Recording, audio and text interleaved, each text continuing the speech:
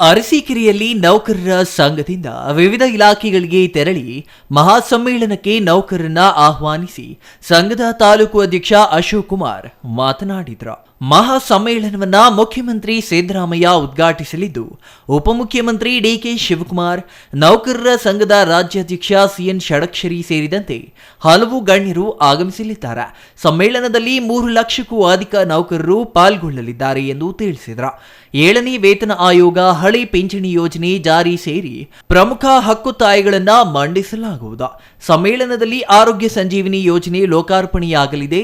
ಈ ಹಿನ್ನೆಲೆಯಲ್ಲಿ ರಾಜ್ಯ ಸರ್ಕಾರಿ ನೌಕರರು ತಾಲೂಕಿನಿಂದ 900ಕ್ಕೂ ಅಧಿಕ ಸಂಖ್ಯೆಯಲ್ಲಿ ಈ ಮಹಾ ಸಮ್ಮೇಳನಕ್ಕೆ ಭಾಗವಹಿಸುವ ನಿರೀಕ್ಷೆ ಇದೆ ಎಂದು ಮಾಹಿತಿ ನೀಡಿದರು. ರಾಜ್ಯದ ಎಲ್ಲ ವೃಂದ ಸಂಘಗಳು ಮತ್ತು ಕರ್ನಾಟಕ ರಾಜ್ಯ ಸರ್ಕಾರಿ ನೌಕರರ ಸಂಘ ಮಹಾಸಮ್ಮೇಳನ ದಿನಾಂಕ 27/2/2024 ಮಂಗಳವಾರ ಬೆಳಗ್ಗೆ 10:30ಕ್ಕೆ ಸ್ಥಳ ಕೃಷ್ಣಾ ವಿಹಾರ ಗೇಟ್ ನಂಬರ್ 1 ಮೇಕ್ರಿ ಸರ್ಕಲ್ ಹತ್ತಿರ ಅರಮನೆ ಮೈದಾನ, ಬೆಂಗಳೂರು ಇಲ್ಲಿ ನಡೆಯುತ್ತಿದೆ.